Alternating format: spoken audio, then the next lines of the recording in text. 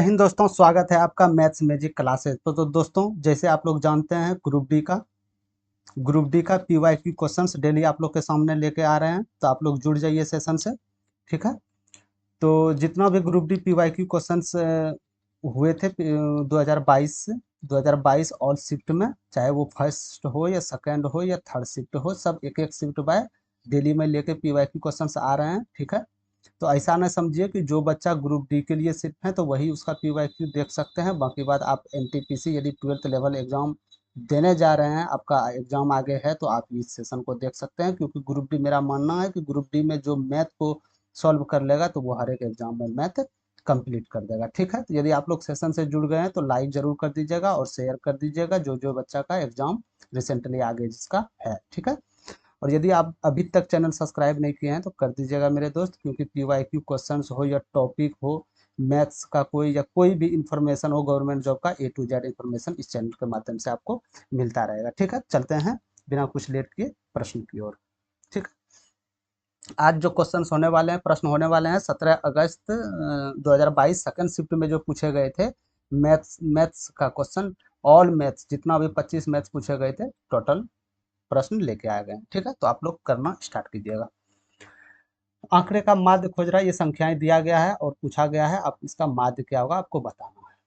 Sorry, माध्यक क्या होगा आपको बताना है। तो माध्यक क्या होता है? पहले माध्यक वही होता है कि या तो संख्याओं को पहले आरोही क्रम में या अवरोही क्रम में सजाओ। ठीक है। सजाने के बाद जो मध्य वाला भाग जो संख्या होगा वही मेरा माध्यका होगा। ठीक है। यदि ये संख्याएं टोटल विषम संख्याएं हैं तो बीच वाला होगा, यदि सम संख्याएं हैं तो जो दो गो है पचमा छठा वो जुड़ के आपका माध्यका का निर्माण करेगा।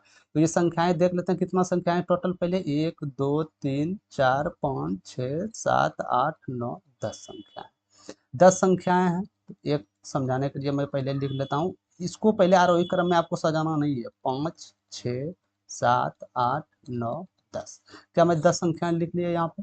ठीक है। तो इसका माध्य का क्या होगा? ये तो आरोही क्रम में है मेरे भाई, आरोही क्रम में है ना। तो इसका मध्य वाला क्या होगा? तो 4 इधर है और 4 इधर है, यानी हम बोल सकते हैं पचमा और छठा का योग हाफ कर देना है। ठीक है। इतना तो जान गए आप, पचमा और छठा का हाफ कर देना है।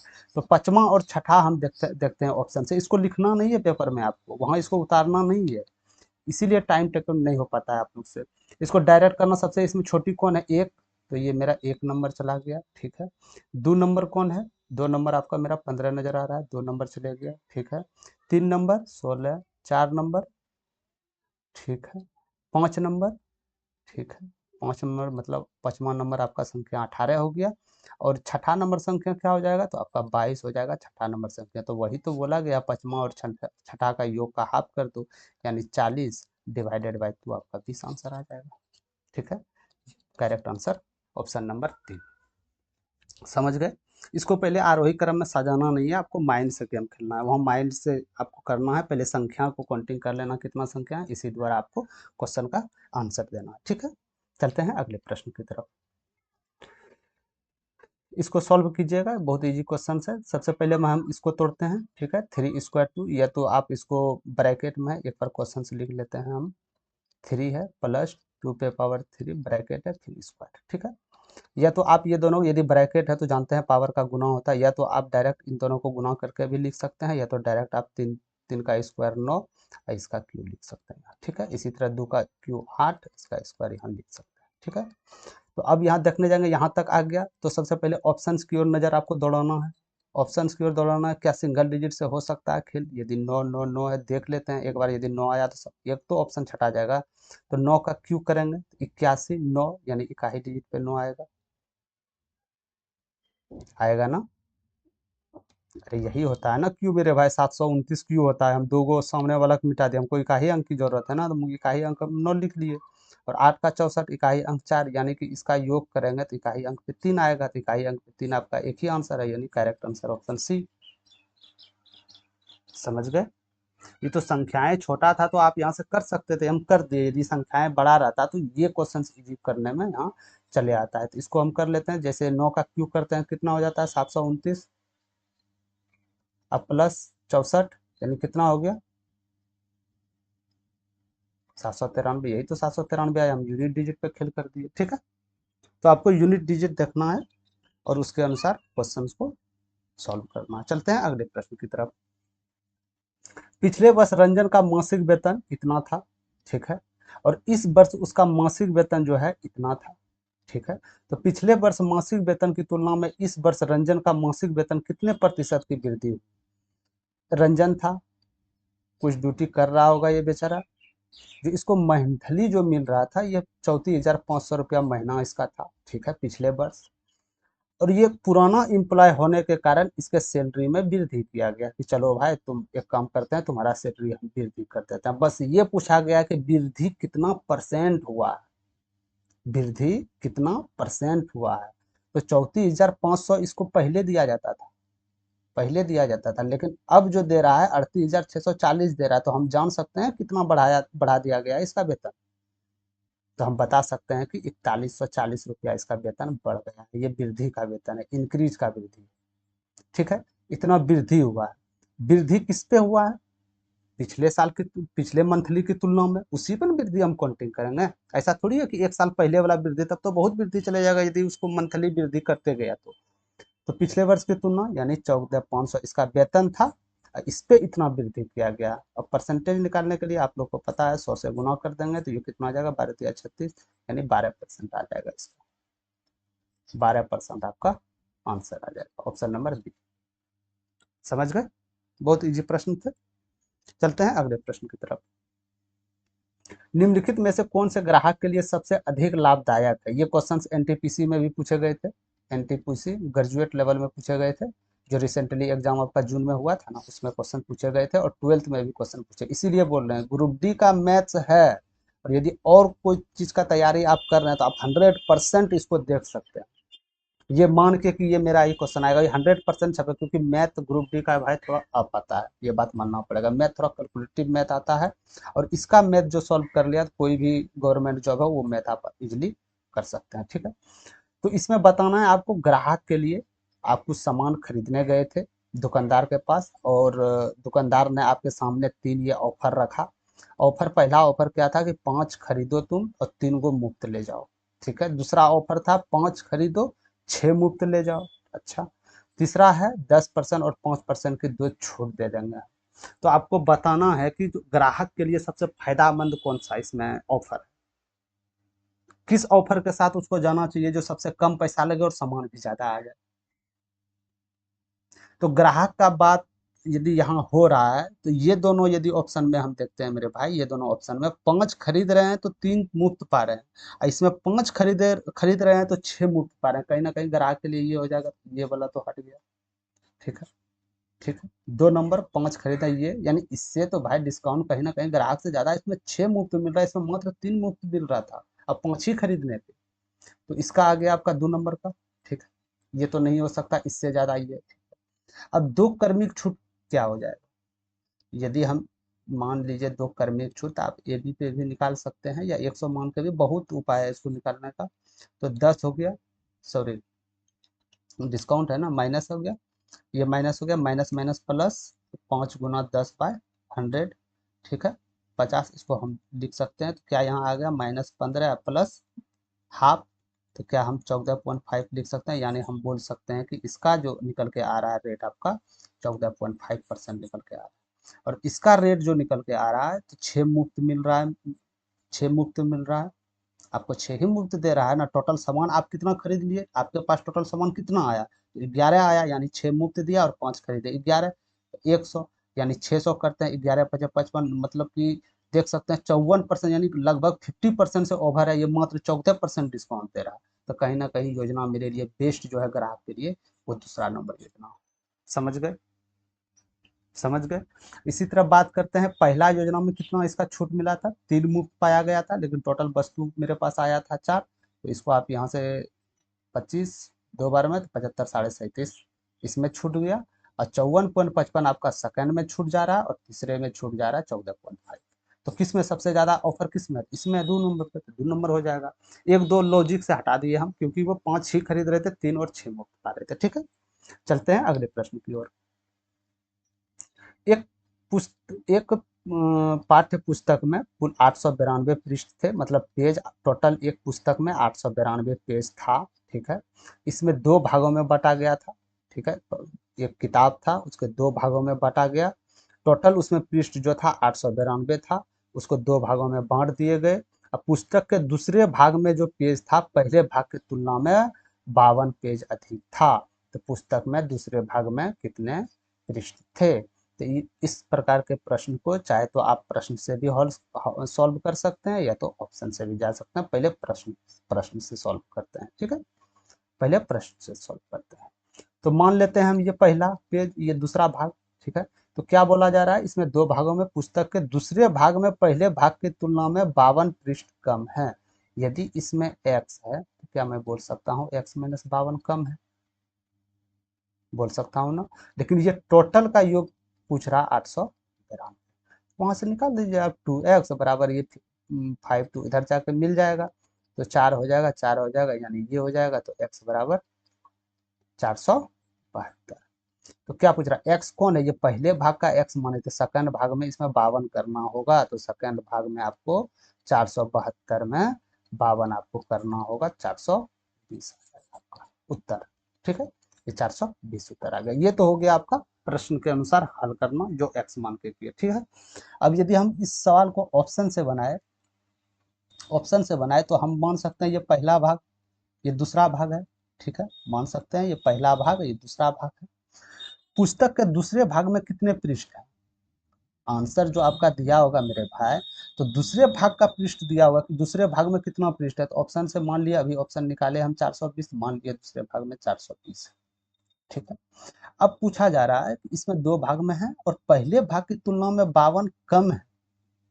तो पहले भाग की तुलना में यदि 52 इसमें कम है तो कहीं ना कहीं 52 यदि ऐड कर देंगे हम तो इसका भाग निकल के आएगा पहला वाला भाग का।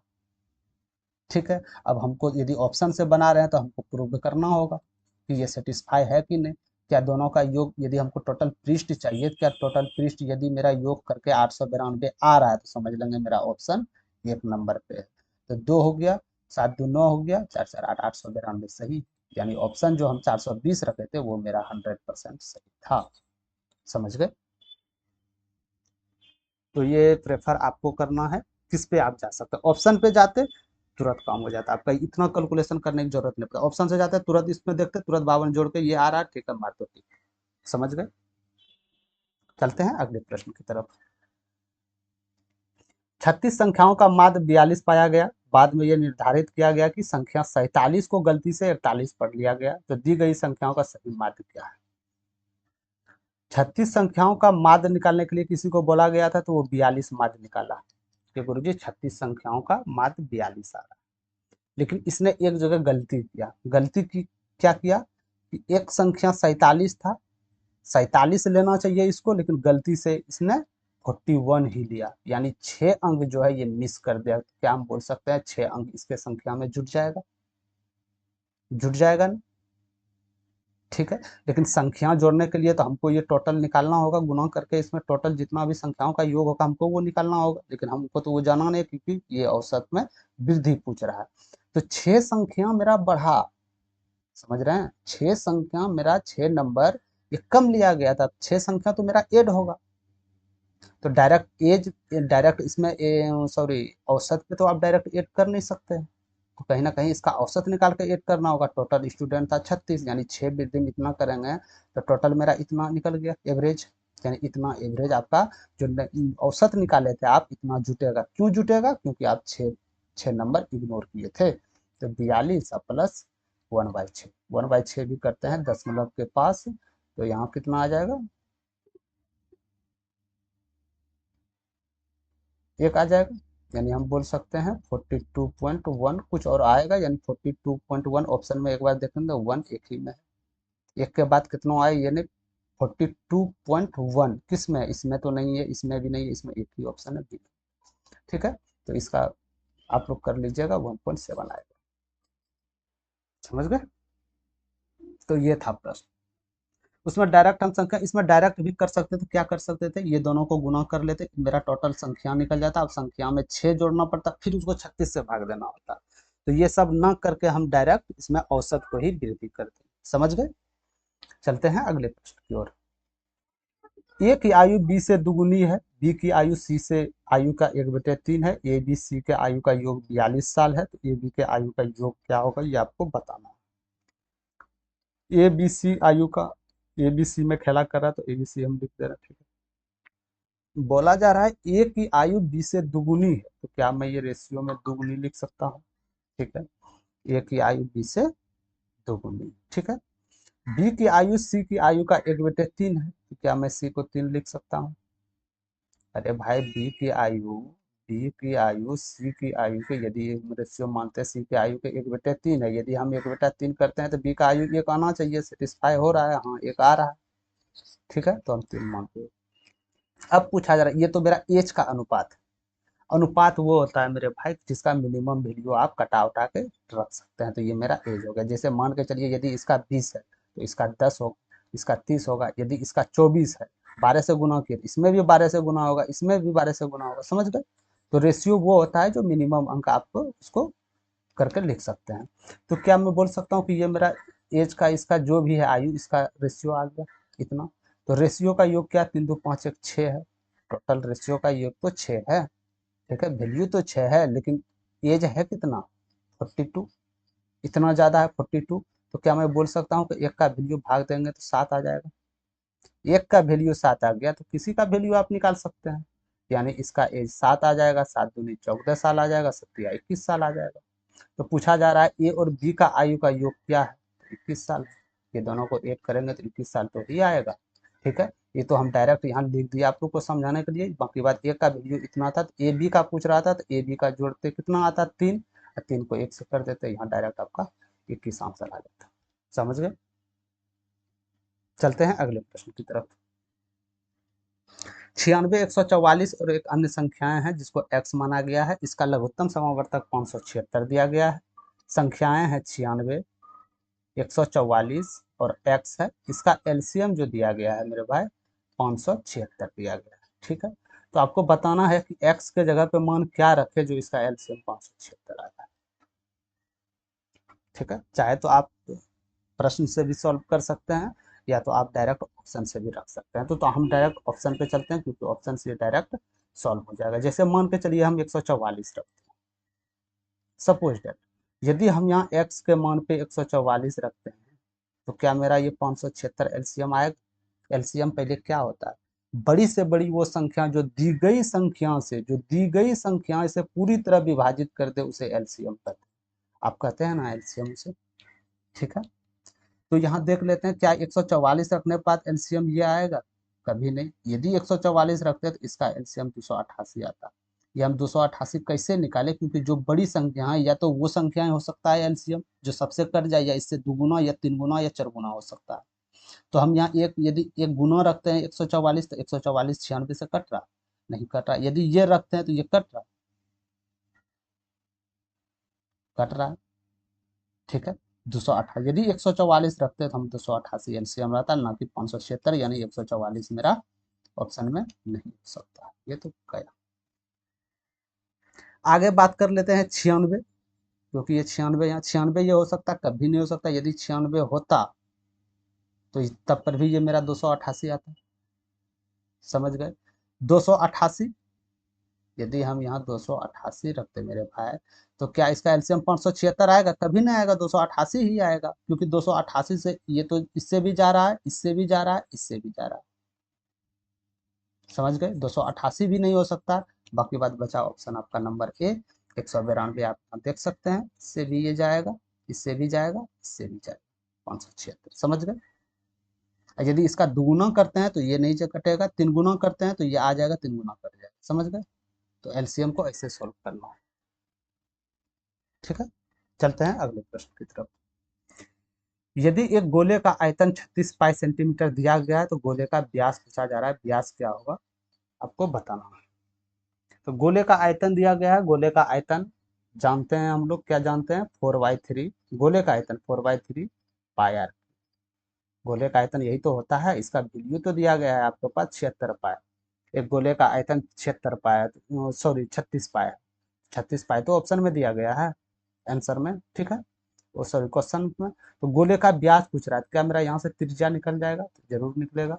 पाई से पाई पहले कटाइए, 4 से इसको हटाइए पहले 9 बार में, तो क्या आर क्यू बराबर 27 आ जाएगा। ठीक है, क्या आर बराबर 3 हम लिख सकते हैं, क्योंकि 3 का क्यू 27 आता है। ठीक है, आर बराबर 3 लिख सकते हैं। तो ब्याज क्या होता है? तो आप जानते हैं ब्याज जो होता है रेडियस का दुगुना हो जाता है। रेडियस कितना निकला? 3, तो यानी ब्याज कितना निकल जाएगा? 6 सेंटीमीटर। तो ब्यास आपका 6 सेंटीमीटर। समझ गए? समझ गए? को इसीलिए प्रश्न को बार बार पढ़ना हम इसीलिए बोल रहे हैं, क्योंकि एग्जाम्स हॉल में मेरे दोस्त दिमाग कम करना बंद कर देता है। अच्छा अच्छा विद्यार्थी के साथ हम देखे हैं ये। समझ गए? तो डायरेक्ट यहाँ से आप निकाल लिए त्रिज्या 3 और डायरेक्ट इधर से ऑप्शन देखे 3 और इधर मार दिए टिक। ऐसे नहीं करना है, पहले क्वेश्चंस को पूरी तरह पढ़ना। ठीक है, इसके अनुसार आपको एक्शन लेना है। ठीक है, कहीं ऐसा होता है कि centimetre metre metre centimetre cube ये सब में परिवर्तन करना होता है। ठीक है, चलते हैं अगले प्रश्न की तरफ। साधारण ब्याज पर एक निश्चित धनराशि 2 वर्ष में 1250 रुपया और 5 वर्ष में 2000 रुपया हो जाती है, तो प्रतिवर्ष ब्याज दर से ज्ञात कीजिए इसका ब्याज कितना निकलेगा, रेट क्या होगा इसका। ठीक है, तो 5 साल में कितना राशि बढ़ हो जा रहा है? 2000। क्या ये मेरा मिश्र धन है? हाँ मिश्र धन, क्योंकि इतना बढ़ रहा है मूलधन को योग करके। ठीक है, 2 साल में कितना यही धनराशि हो रहा है? 1250। तो क्या इसका अंतर क्या आ जाएगा? तो बोल दीजिएगा 750। 1 साल में इसका ब्याज क्या निकल जाएगा? 250 निकल जाएगा ना। 1 साल में ब्याज कितना निकल जाएगा? 250 निकल जाएगा। अब रेट क्या होता है? अरे रेट वही तो होता है इंटरेस्ट अपॉन,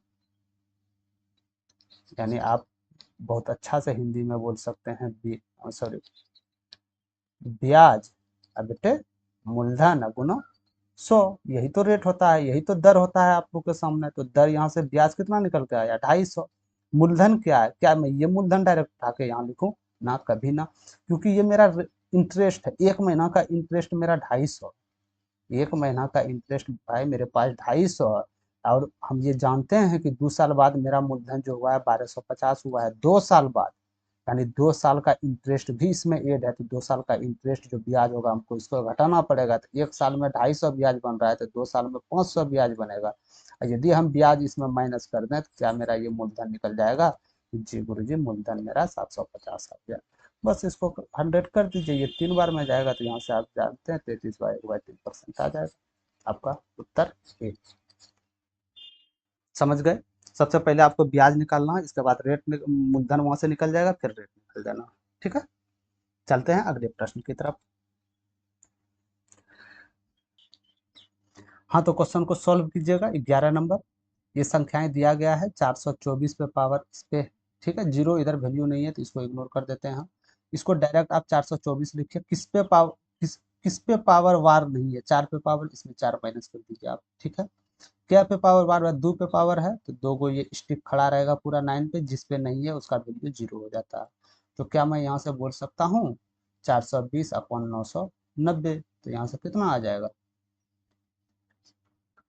14/33। ठीक है, वही होगा 14/33। यदि इसको आप भाग दीजिएगा तो आपका ये संख्या आएगा।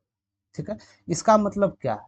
24 पे बार पे मतलब क्या? इसका मतलब यही है मेरे भाई कि इसको कोई भी संख्या से भाग दीजिएगा तो ये 24 24 रिपीट होते जाता है, रिपीट होते जाता है। इसीलिए 24 पे पावर बार लगाने का मतलब यही है कि ये संख्याएं रिपीट हो रही।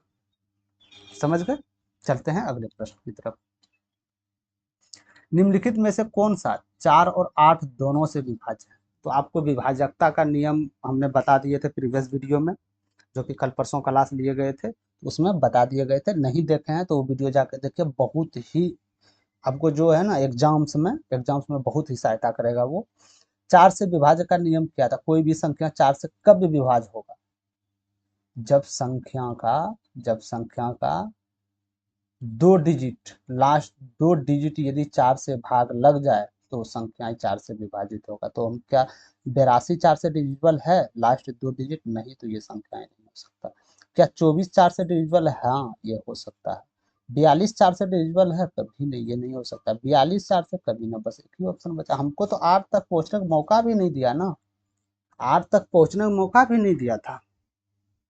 और 8 का नियम क्या है? विभाजकता का नियम बता दिए हैं, आप लोग जाकर देख लीजिएगा। विभाजकता का नियम 8 का जो है वो है कि यदि लास्ट 3 डिजिट 8 से यदि संख्याएं कट रही है तो वो संख्याएं पूर्ण रूप से 8 से कट जाएगा। समझ गए।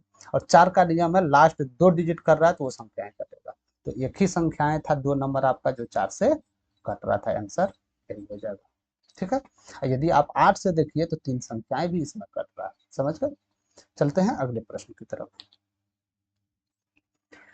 5 पुरुष और 6 महिलाएं एक कार्य को 6 दिनों में कर सकते हैं, जबकि 3 पुरुष 5 महिलाएं उसी कार्य को 9 दिनों में कर सकते हैं। तो 3 पुरुष 2 महिलाएं उस कार्य को कितने दिनों में कर सकते हैं? तो क्या मैं लिख सकता हूँ 5 मैन और 6 महिलाएं टोटल कितना काम किया हुआ, ये मेरा टोटल वर्क आ गया। काम तो वही है, काम तो वही है, सिर्फ चेंजिंग क्या हुआ है, महिला और पुरुष ऊपर नीचे हुआ है, काम तो वही है। ठीक है, वही काम करेगा, ये 9 दिन लगा रहा, यानी 3 मैन और इसमें यदि 5 औरत, एक औरत कम कर दिया तो ये काम 9 दिन। तो क्या मैं बता सकता हूँ यहाँ से मेल और वोमेन मेरा इसका क्षमता का आ जाएगा रेशियो? जी कैसे? सबसे पहले बराबर है तो इसको कटेगा, सॉरी 2 आ जाएगा, ये 2 आ जाएगा ना, 3 दूनी 6 और ये 3 चला जाएगा। तो क्या मैं यहाँ से लिख सकता हूँ 10 मैन प्लस 12 वुमेन बराबर 3 तिया 9 मैन और प्लस 15 वुमेन।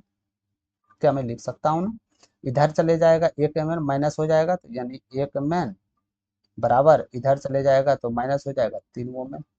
यानी हम बोल सकते हैं कि ये इसका जो मेरा कार्य क्षमता, ये दक्षता जो निकला, कार्य क्षमता जो निकला, एक मैन काम जो कर सकते हैं वो 3 महिला के बराबर काम कर सकते हैं। समझ गए। एक दिन में एक मैन जितना काम करेगा, एक दिन में उतने काम करने के लिए 3 महिलाओं की आवश्यकता होगा। ये दोनों का हम कंपेयर निकाल लिए। समझ गए। अब डायरेक्ट हमको उत्तर चाहिए, क्या उत्तर चाहिए? 3 मैन और 2 वुमेन कितना दिन में ये कर सकता है। ठीक है।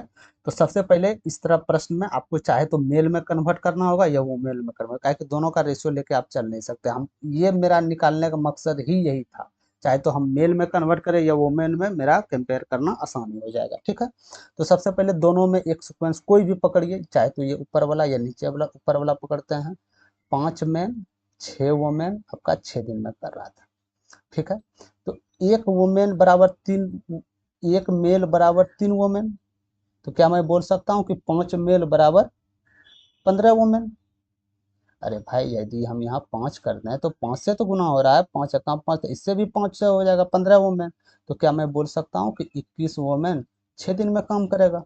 तो वही यहाँ लिख देता हूँ, 21 वुमेन 6 दिन में काम करेगा। इसको भी वुमेन, जब इसको वुमेन में चेंज किए, महिलाओं में चेंज किए, तो इसको भी महिलाओं में चेंज कीजिए। ये 3 है तो ये कितना आ जाएगा 9, तो 9 दो 11 वुमेन, बस आ गया 21 वुमेन इतना दिन में, 11 11 वुमेन कितना दिन में थे 6। तो ज़्यादा समय 21 वुमेन मेरे भाई 6 दिन में कर रहा था, तो 11 वुमेन ज़्यादा समय या कम समय में करेगा?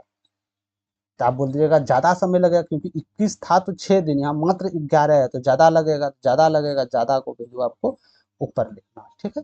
11 ये आपका कितना हो जाएगा, 6 12 126 बार 11, इतना दिन में 3 पुरुष और 2 महिलाएं 126 बटे 11 दिन में कहानी आपका खत्म कर देगा। समझ गए। ये सबको आपको लिखना भी एग्जाम हॉल में नहीं पड़ेगा, डायरेक्ट आप कंपेयर कर सकते हैं। ठीक है, ये आपको समझाने के लिए हम बता दिए गए। चलते हैं अगले प्रश्न की तरफ। ये प्रश्न आप लोग के लिए है, आप लोग करके इसका कमेंट बॉक्स में आंसर कर दीजिएगा। ठीक है। चलते हैं अगले प्रश्न की तरफ। 7 मीटर त्रिज्या और 20 मीटर ऊंचाई वाले एक बेलनाकार टैंक में पानी की मात्रा ज्ञात कीजिए। ठीक है। जहां ज्ञात है कि टैंक पूरी तरह भरा हुआ है। ठीक है। त्रिज्या दिया गया है 7, ऊंचाई दिया गया है 20, एक बेलन है मेरे भाई। मैथ को समझने की कोशिश कीजिएगा, रटने की कोशिश नहीं कीजिएगा, नहीं तो बहुत ये रुलाएगा आपको। समझ गए। त्रिज्या कितना दिया गया है 7 मीटर, ऊंचाई कितना दिया गया है 20 दिया गया है ना। बस पूछा जा रहा है कि इसमें हमको पानी पूर्ण रूप से पूरा फूल भरना है, तो आप बताइए कि इसका क्षमता कितना है, पानी की मात्रा कितने पूरा इसमें भरना चाहे तो पानी की मात्रा कितना इसमें आएगा। तो कहीं ना कहीं हमको इसका आयतन निकालना पड़ेगा। आयतन मतलब पूरा जो शेप है इसका, वही तो आयतन होता है ना मेरे भाई। तो बेलन का आयतन क्या हो जाता है, पाई आर स्क्वायर एच। यही तो होता है। इसका वैल्यू पाई आर स्क्वायर हो जाएगा, नीचे का पेन दिखा और जितना ऊंचाई है ऊंचाई से गुना कर देंगे, ठीक है। पाई आर स्क्वायर एच, तो पाई का मान रख देते हैं 22/7। आर तो जानबे करते हैं 49 है, 7 का स्क्वायर, ऊंचाई 20। तो क्या यहाँ 7 से चले जाएगा तो 154/20, यहाँ से आपका उत्तर 3080 3080 मीटर क्यूब आ जाएगा। समझ गए, क्योंकि आयतन, ये आपका उत्तर आ जाएगा। ठीक है, चलते हैं अगले प्रश्न की तरफ। 14 वर्ष पहले एक पिता की आयु अपने बेटे की आयु की 3 गुनी थी और अब पिता की आयु अपने बेटे से 2 गुनी है, तो पिता और पुत्र की वर्तमान आयु का योग क्या होगा? हम फादर और सन रेशियो में लिख लेते हैं। ठीक है, ये पिता, ये सन यानी बेटा। ठीक है, 14 वर्ष पहले जो आयु था 3 गुना था, क्या मैं बोल सकता हूँ कि बेटा से 3 गुना आयु था, वो भी 14 वर्ष पहले। ठीक है, और अब कब, वर्तमान आयु, अब जो है इसका आयु बोला जा रहा है 2 गुना। तो आपको ये क्वेश्चन कल भी पूछा गया था, और कल भी क्वेश्चन आया था, आपको क्या बोले थे कल? तो प्रश्न में था कि अंतर सेम आ रहा था, लेकिन इसमें अंतर सेम आ रहा नहीं, एक में 1, एक में 0 आ रहा है, तो आपको अंतर सेम करना। तो अंतर सेम करने के लिए ऊपर नीचे किसी से भी आप कर सकते हैं। यदि 1 से करते तो ये सेम आ जाता, यदि 2 से करेंगे तो 4 और ये 2 आ जाएगा। क्या ये दोनों का अंतर सेम आ रहा है? क्या ये दोनों का अंतर सेम आ रहा है? जी, दोनों का सेम अंतर आ रहा है। बस अंतर बराबर अंतर कर देना है, तो यानी 14 वर्ष पहले था 14, यानी बोल सकते हैं एक का वैल्यू 14 आ गया। तो क्या बोला जा रहा है? पिता और पुत्र की वर्तमान आयु का योग कितना है? तो वर्तमान आयु क्या निकल के आया ये दोनों का? वर्तमान आयु तो ये दोनों 4 2 6, 4 2 6 निकल के आया, 6 और एक का वैल्यू 14, 84, ये उत्तर आ गया।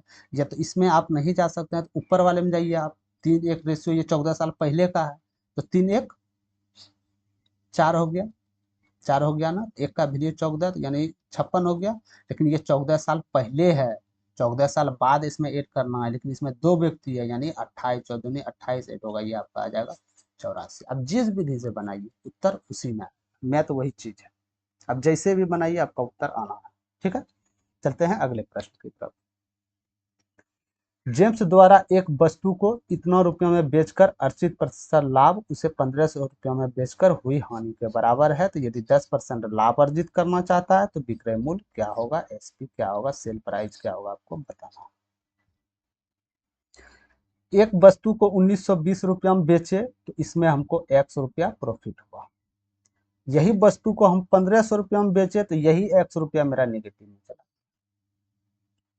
तो क्या मैं बोल सकता हूँ 02, जो इतना मेरा जो विक्रय मूल्य होगा, इतना जो मेरा विक्रय मूल्य होगा मेरे भाई, ये प्लस माइनस यदि जाएगा तो 2CP के तो बराबर होगा। तो 1 CP का वैल्यू यानी एक क्रय मूल्य का वैल्यू कितना आ जाएगा? 1710। यानी एक को हम इतना में खरीदे, तो अब बोला जा रहा है 10% लाभ पे उसको बेचना है, तो 10% लाभ पे इसको बेच दीजिए। 10% लाभ वैल्यू 11/10, तो इसको 171 कर दीजिए, तो यानी 1,881 आ जाएगा, इतना लाभ, यही आपका उत्तर। ठीक है, क्यों ऐसा किया? क्योंकि लाभ और सेम ये दोनों बराबर थे। समझ गए, अंतर रहता तो माइनस कर देते। ठीक है, चलते हैं अगले प्रश्न की तरफ। इसको आप ब्रैकेट कर लीजिएगा यहाँ। 3a-4b-2c का होल स्क्वायर विस्तार निम्नलिखित में से कौन होगा? आंसर आपको बताना। ठीक है, तो आप एक बार ये प्रश्न को देखिए, इसको देखिए, कहीं ये ऐसा नहीं आ रहा a-b-c का होल स्क्वायर, ऐसा नहीं हो रहा। a-b-c का होल स्क्वायर, क्या मैं इसको लिख सकता हूँ a square plus B square plus C square? एक मिनट,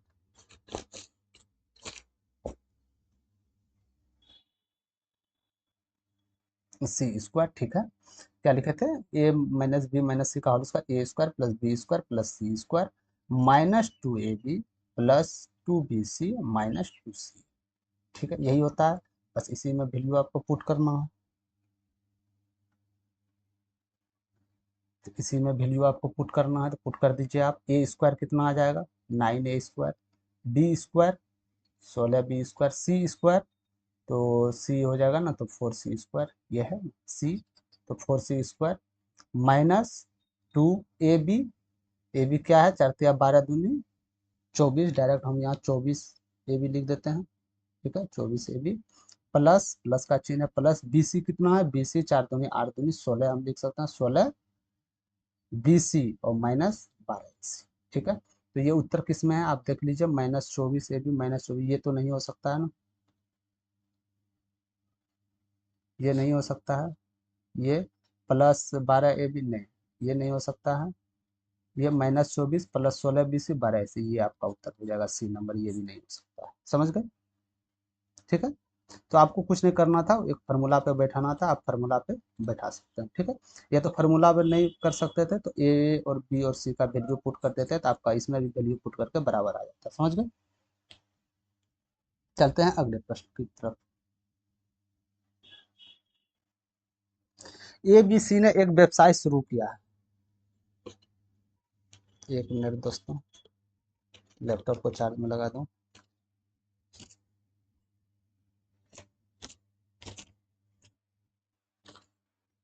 हाँ, तो आप लोग कीजिएगा, क्या था, पार्टनरशिप का क्वेश्चन है। ए और बी और सी ने एक व्यवसाय शुरू किया, यानी बिजनेस शुरू किया, उसने 6 महीने, 12 महीने और 14 महीने के लिए साझेदारी की, ठीक है। ये इतना इतना महीने के लिए साझेदारी यानी पार्टनरशिप की, यदि उसका लाभ इसका मतलब 5:4:7 के रेशियो में है, तो उसमें निवेश कितना किया गया, कितना धन लगाया गया था, ये आपको धन बताना है, ठीक। तो ए बी सी, ठीक है, ए कितना मान लेते हैं रेशियो में, एक एक धन लगाया, हम नहीं जानते हैं कितना धन लगाया एक एक में, एक कितने महीने के लिए, 6 महीने के लिए, ये कितने महीने के लिए, 12 महीने के लिए, ये कितने महीने के लिए, तो 14 महीने के लिए। लाभ का कितना आया अनुपात इसके पास, 5:4:7, यही तो लाभ का अनुपात है, यही तो लाभ का अनुपात है ना। तो क्या मैं ये बोल सकता हूँ कि ए का वैल्यू क्या आ गया मेरे पास, ए का टोटल निवेशित कितना आ गया, 5/6, यानी 5 रुपया लाभ हुआ ए को टोटल 6 पे, क्या आप बोल सकते हैं 5 रुपया प्रॉफिट हुआ 6 पे, टोटल 6 निवेश किया था, मान लेते हैं इतना निवेश किया था, प्रॉफिट मेरा ये हुआ तो 5 पे इतना रुपया, ठीक है। बी को कितना हुआ था, तो बी को हुआ था 4 रुपया फायदा हुआ था, लेकिन 12 ये इन्वेस्टिंग किया था, ठीक है। सी को 7 हुआ था, लेकिन 14 ही मत इन्वेस्टिंग किया था, ठीक है। तो ये आपका ए बी सी का, समझ गए, ए बी सी का आ गया।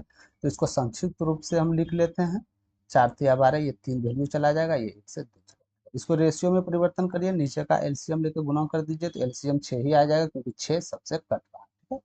तो 6 से गुना कर देते हैं सब, 6 से करेंगे तो ये 5 आ जाएगा, 6 से करेंगे तो ये 2 आ जाएगा, 6 से करेंगे 3 आ जाएगा, आपका उत्तर वही होगा जो कि 5:2:3 के अनुपात में धन निवेश कर रहा है, 5:2:3, यानी ए 5 के अनुपात में धन निवेश कर रहा है, बी 2 के अनुपात में, सी 3 के अनुपात में कर रहा है, ठीक है, ठीक है।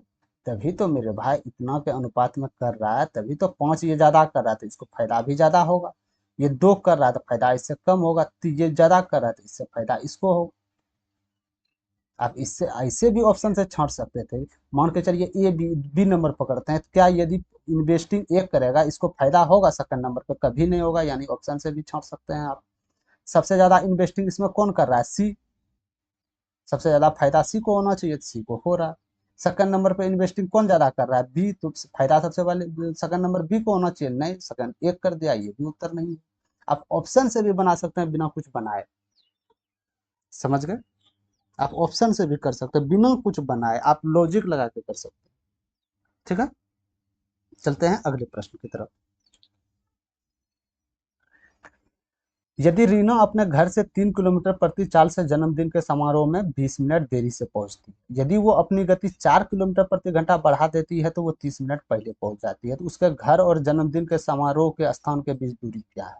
बोला जा रहा है रीना, इसका चाल 3 किलोमीटर पर घंटा था, यदि इस चाल से चलता है ये, तो इसको 20 मिनट देर लगता है वहां पहुंचने में। यदि ये चाहता है कि नहीं भाई हमको लेट हो रहा है तो हम चाल बढ़ाएंगे, यदि ये 4 चाल करता है, 4 किलोमीटर पर आवर चाल करता है, तो 30 मिनट अब ये पहले पहुंच जा रहा है, तो आपको बताना है इसका चाल, ठीक है। मान लेते हैं डिस्टेंस 1, तो ये 3 किलोमीटर पर गया, तो इतना घंटा इसको जाने में लगा। ठीक है, मान लेते हैं ये 4 1/4, ये भी तो घंटे में होगा। यदि मान लेते हैं 1 किलोमीटर दूरी तय रहा इतना में, तो इतने घंटा तो लगेगा मेरे भाई। ठीक है, लग रहा है इतने घंटा। लेकिन ये दोनों, ये समय का अंतर का कितना विचलन हो रहा है, 50 मिनट का हो रहा है। यदि ये देर से पहले पहुंचे, पहले दोनों को ऐड कर देना। यदि पहले पहले पहुंचते तो माइनस कर देते। ठीक है, 50 मिनट का विचलन हो रहा है, लेकिन हमको ये घंटा में है, तो ये घंटा में बदलने के लिए साइड से करना पड़ेगा। बस कर दो कॉर्नर, 4 चला जाएगा 3, तो यानी माइनस हो जाएगा 1/12 बराबर 5/6। इधर से 2 चला गया, 5 दूनी 10 किलोमीटर। आपका उत्तर आ जाएगा 10 किलोमीटर। कहाँ है, ऑप्शन नंबर 4। समझ गए। बस कुछ नहीं करना है, समय बराबर समय कर देना। आप समय बराबर समय कर देना, बस यहाँ से निकल जाएगा। ठीक है, चलते हैं अगले प्रश्न की तरफ। साइन स्क्वायर 22 डिग्री, ध्यान से देखिएगा। Sine square 22 degree plus sine square 68 degree और cos square 33 degree, cos square 57 degree का ये रेशियो पूछा गया, वैल्यू रेशियो में क्या है। ठीक है, समझ गए।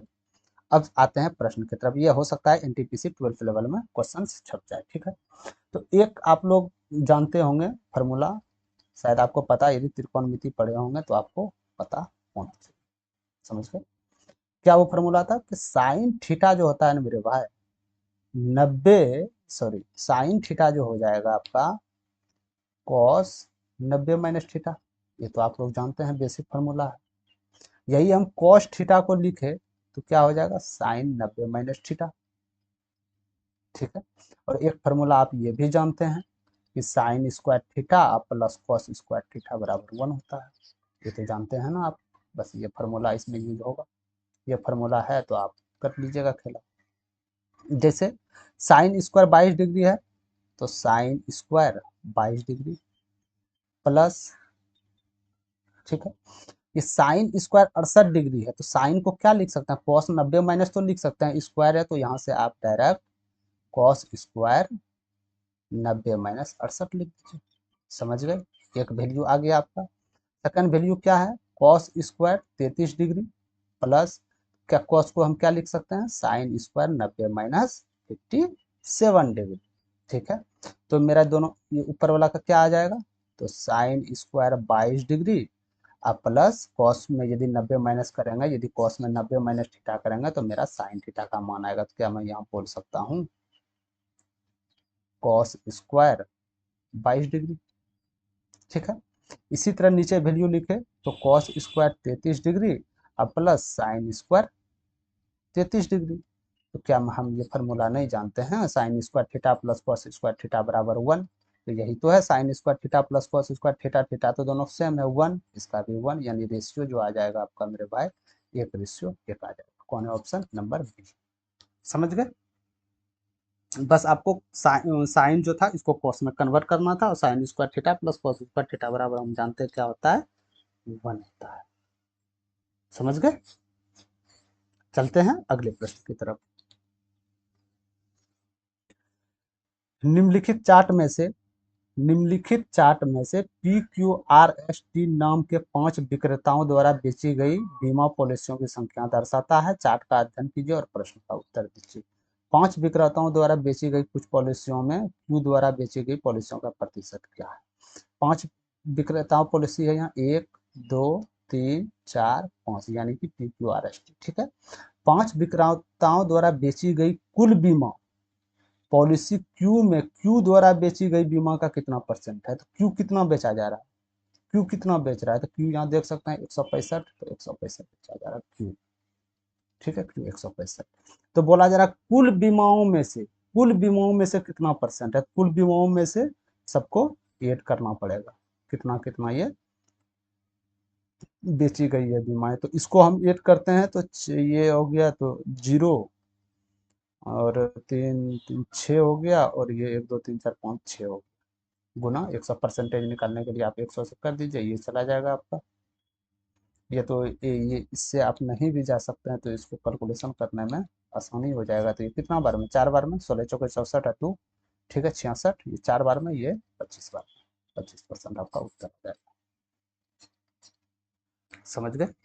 कुल कुल बीमाओं में पूछा है क्यू का वैल्यू, ठीक है। तो कुल जितना भी बीमाएं किया गया था उसका कुल में से निकालना उसको परसेंटेज। ये क्वेश्चन एनटीपीसी ग्रेजुएट लेवल में भी पूछे गए थे, बहुत सारे शिफ्ट में एकदम रिपीट क्वेश्चन ये किए थे ग्रुप डी, ये 2022 का सेट है और यही क्वेश्चन उठा के आपका ग्रुप डी में पूछा गया है। सॉरी, ग्रुप डी का क्वेश्चन उठा के किसमें, एनटीपीसी ग्रेजुएट लेवल में। इसीलिए हम बोल रहे हैं क्यों आप महत्वपूर्ण है ये क्वेश्चन करना ग्रुप डी के लिए, क्योंकि ये क्वेश्चन हर एक शिफ्ट में पूछे जाते हैं, हर एक एग्जाम में, मल्टीपल एग्जाम में, ठीक। इस प्रकार के प्रश्न को आप कैसे करेंगे, तो सबसे पहले आपको गुना भाग कुछ नहीं करना, सबसे पहले ये देखना है कितने अंक के बाद दशमलव है। यहाँ 4 है, यहाँ एक 5 और एक 6, तो आपका उत्तर वही होगा जो 6 अंक के बाद दशमलव होगा। तो इसमें देख लेते हैं, 2 एक 3 2 5, ये नहीं हो सकता है। 3 3 6 ये हो सकता है। 2 2 4 4 8 ये भी नहीं हो सकता है। 3 2 5 और 4 9 ये भी नहीं हो सकता। उत्तर आपका एक ही आएगा। समझ गए, कुछ करना ही नहीं था, कुछ करना ही नहीं था, समझ गए ना। चलते हैं अगले प्रश्न की तरफ। 3x² माइनस 13x+16 मूलों का गुणनफल क्या होगा, ठीक है। आप ये द्विघात पढ़े होंगे। मूलों का जो योग होता है मेरे भाई, मूलों का योग हो जाएगा माइनस बी बटे ए हो जाता है, अब मूलों का गुणनफल जो हो जाएगा सी बटे ए हो जाएगा। तो क्या पूछा जा रहा है, मूलों का गुणनफल क्या है। इस वैल्यू को आप ए मान सकते हैं, इस वैल्यू को बी मान लीजिए, इस वैल्यू को आप सी मान लीजिए, ठीक है। सी बटे ए, सी कितना है 6, गुणनफल सी कितना है 6, ए कितना है, ए को 3 माने हैं 3, तो यहाँ से निकल के आ गया गुणनफल कितना हो जाएगा 2, 2 इज करेक्ट आंसर। समझ गए, ये ग्रुप डी में पूछे गए प्रश्न हैं, ठीक है। चलते हैं लास्ट प्रश्न की ओर। तो ये इसमें रिपीट प्रश्न एक और रिपीट किए गए थे मेरे भाई, यही प्रश्न, ये प्रश्न रिपीट किए गए थे, 2 प्रश्न पूछे गए थे इसमें, ठीक है। तो ये आप लोग के लिए प्रश्न है, रीजनिंग का है, तो आप इसको करके कमेंट सेक्शन में जरूर बताइएगा कि एस और क्यू के बीच कितने बॉक्स रखे गए, ठीक है। ये क्वेश्चंस एनटीपीसी में आ सकते हैं, ये आपका HW है, ये कमेंट बॉक्स में आप उत्तर देके इसको बना के उत्तर जवाब दे दीजिएगा, ठीक है। तो आज यहीं तक क्लास था मेरे भाई, तो इसीलिए आप लोग जितने भी मतलब एनटीपीसी जो जिसका रिसेंटली एग्जाम है, यानी कि एग्जाम तो स्टार्ट हो चुका है, बाकी बाद आगे आने वाला एग्जाम है, उससे मेरा एक ही आग्रह है कि जो भी क्वेश्चंस करवाया जा रहा है वो क्वेश्चंस को आप फॉलो कीजिए और क्वेश्चंस को आप देखिए, यही क्वेश्चंस आपका रिपीट करेंगे, ठीक है। यही क्वेश्चंस आपका रिपीट होंगे। रेलवे ये 75% क्वेश्चन रिपीटेड क्वेश्चन देते हैं प्रीवियस ईयर्स का, पीवाईक्यू क्वेश्चंस का देते हैं रिपीटेड, समझ गए। तो इसीलिए आप कोई भी क्षेत्र का तैयारी कर रहे हैं, यदि आपके सब्जेक्ट में मैथ्स है तो आप इसका मैथ्स उठा के देख लीजिए मेरे भाई, इसका मैथ्स यदि आपका बन रहा है पीवाईक्यू का तो समझ लीजिए ऑल एग्जाम में आप सक्सेस हैं, ठीक है। तो आज इतना ही। यदि आप इस क्लास का पीडीएफ चाहते हैं तो आपको जाना पड़ेगा कहाँ पे, टेलीग्राम चैनल पे, वहाँ जाके आप डायरेक्ट हम डिस्क्रिप्शन में लिंक देंगे डिस्क्रिप्शन में, या तो आप डायरेक्ट टेलीग्राम में जाके ये सर्च कर सकते हैं मैथ्स म्यूजिक क्लासेस, तो आपको डायरेक्ट चैनल पे पहुँच जाइएगा, वहाँ से पीडीएफ आप डाउनलोड कर सकते हैं, ठीक है। और यदि सेशन पसंद आ गया हो तो सेशन को लाइक जरूर कर दीजिएगा और चैनल को सब्सक्राइब करना ना भूलिएगा, ठीक है।